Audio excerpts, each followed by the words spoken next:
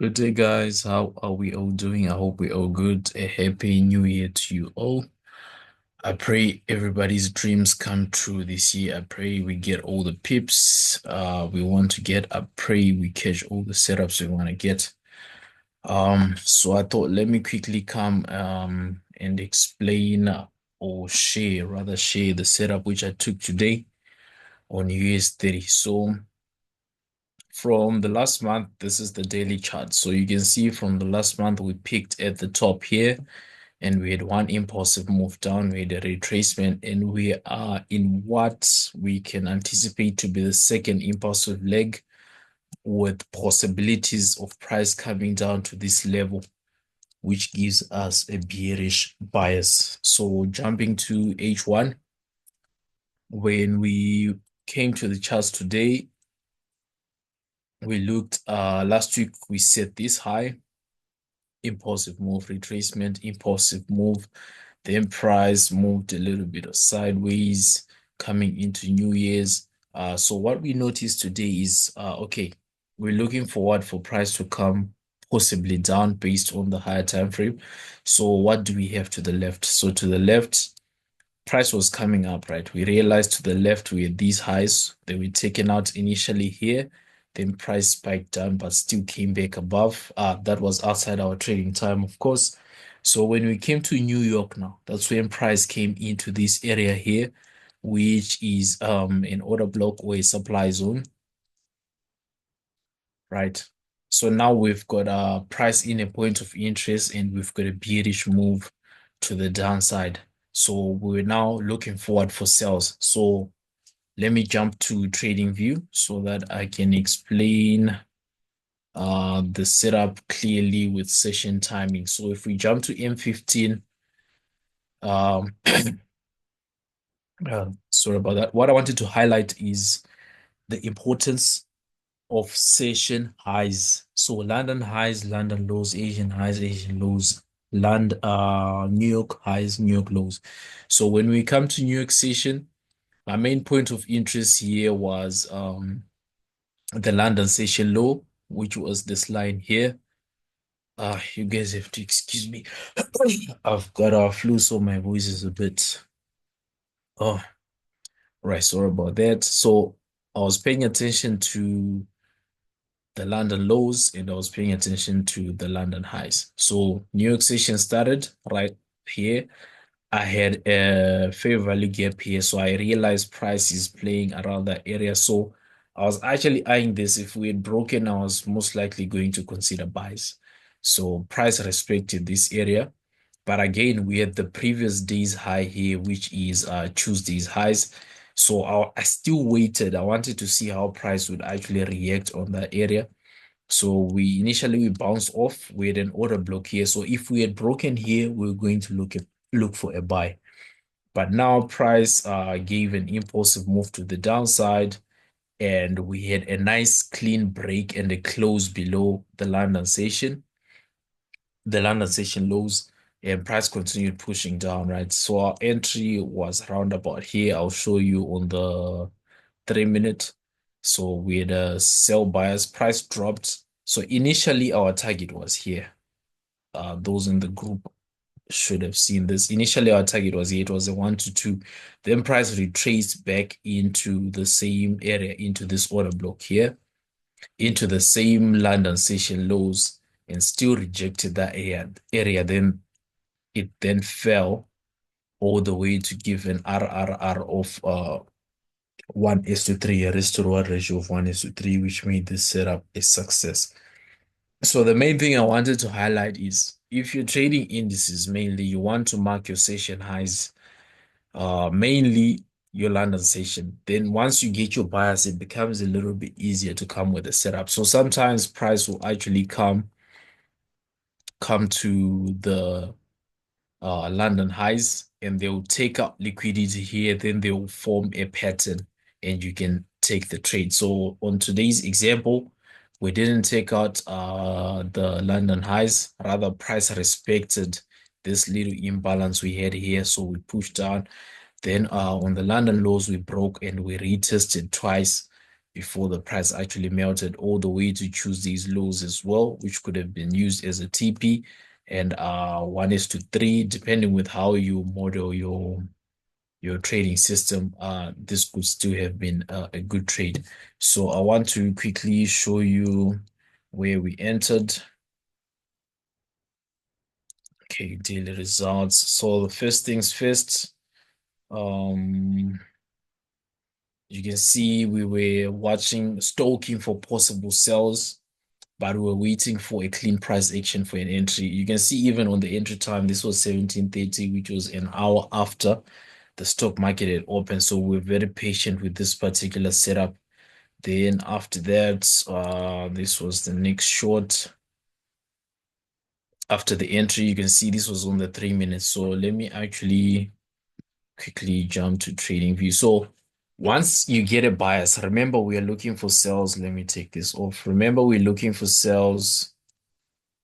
We're looking for sells at the break and retest of the London session. So when you jump to your M3, you will see here's the clean break right here. So this is the London session right here. London session lows right here. And this is the clean break. And this is the clean rate retest right on the 13 EMA. Those who are following our sessions, you know the importance of the 13 EMA, which is right on that London session low as well. So this was our entry with our stop loss outside here. And initially, this was the target. So initially, we had a 1 to 2 risk to reward ratio. If we zoom in here, I just want to zoom in so that you guys can see the candles. So if you're going through the candlestick trading Bible and you're using it for your entries, again, same thing. You've got your high, you've got your low, you've got your bias. So on this impulsive leg, you just throw your Fibonacci and you drag it into the future. Okay, if you drag it like this, you'll notice that price actually came and tapped into the 38.2 Fib retracement level, and we had this price action right on the 13. So enter your entry here, your stop loss here, TP here. So price on this particular trade now, we had a bit of a major retracement back into the entry. And if you're still holding, price actually went into a bit of drawdown and almost went to the stop loss. But still, your setup ended up playing because price continued to respect the same London session lows. They were respected once, twice, and thrice on the retest. So that was the entry there, which I wanted to show you guys. So this was it. Okay, the video I wanna play, it might play with sound. Let me see.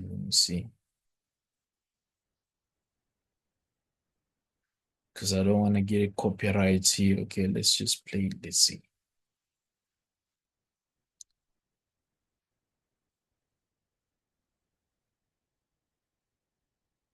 Okay, I wonder why it's not playing here. Let's try again.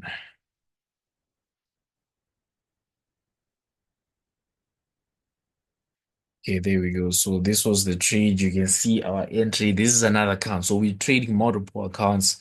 So that's why you see I always show you like multiple accounts. It depends with the gadget I'll be using to record the particular trade.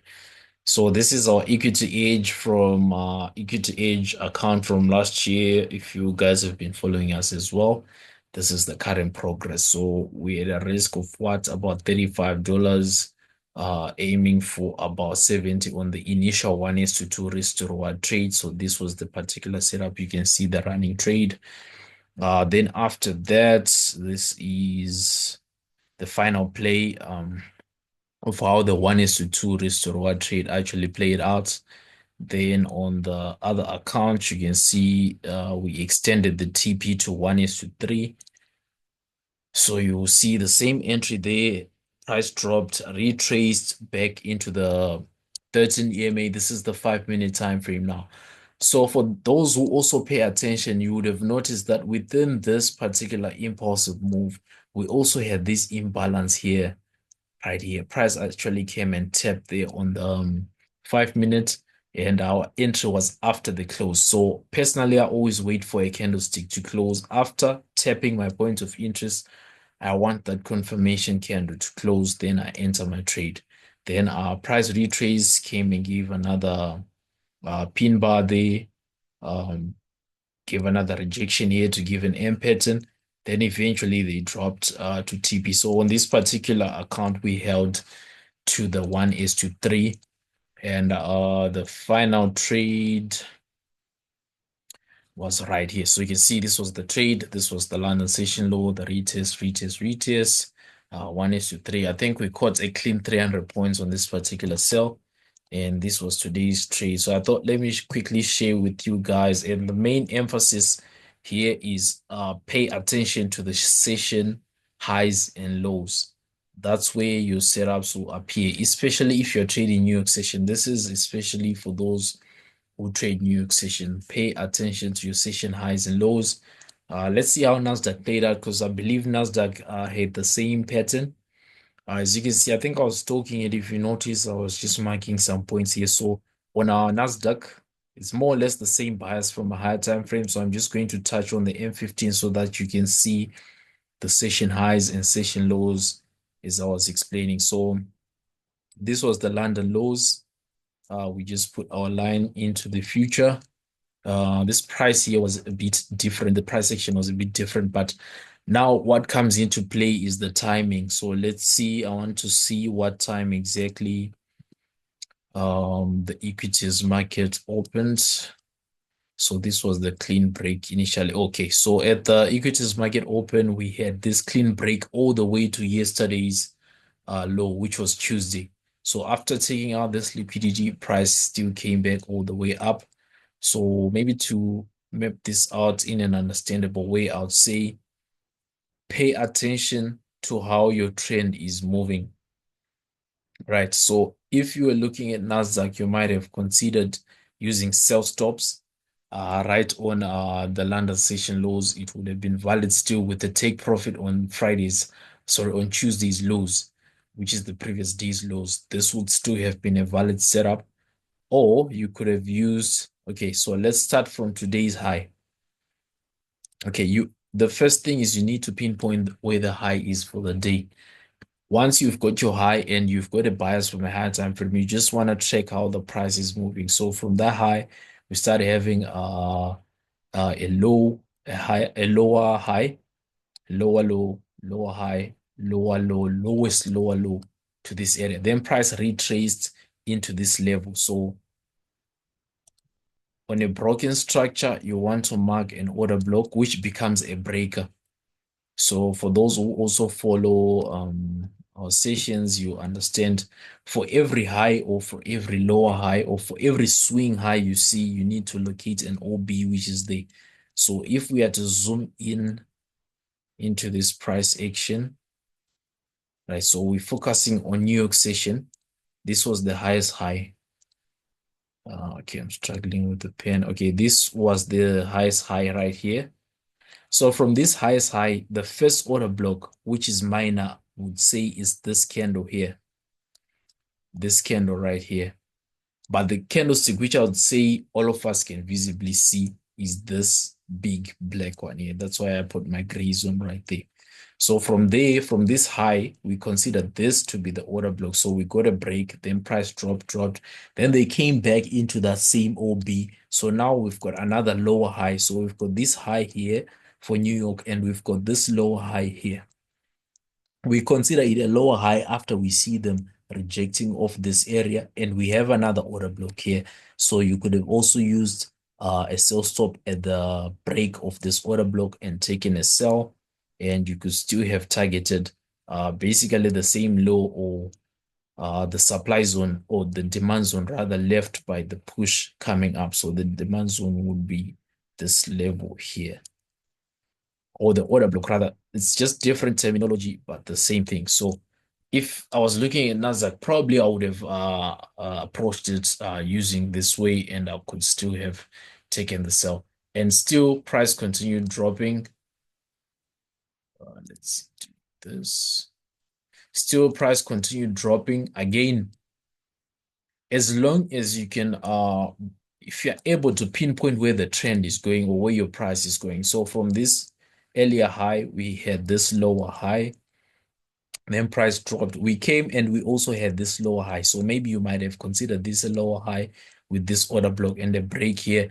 Yes, that's valid, but now remember you are trading near this level here, this order block and the previous day's low. So you might want to wait for a break first and a potential retest before you actually execute. But then if you still continue trailing price or watching price, you notice that price still came, respected the 200 EMA and the 50 there by creating another lower high and order block. Then from there price still melted. So you could have still have taken profit on the previous day's low, or you could have still added here or taken a sell here as well, aiming for 100 points, which I'm sure you would have managed to secure. So that's it from me today, guys. I just wanted to talk about the session highs and lows and how they can help you in coming up with your setups, your entries, and your take profits. So let's catch up tomorrow. If there's a trade, I'll definitely do a recording and I'll share with you as well. Enjoy the rest of your evening. Good trading.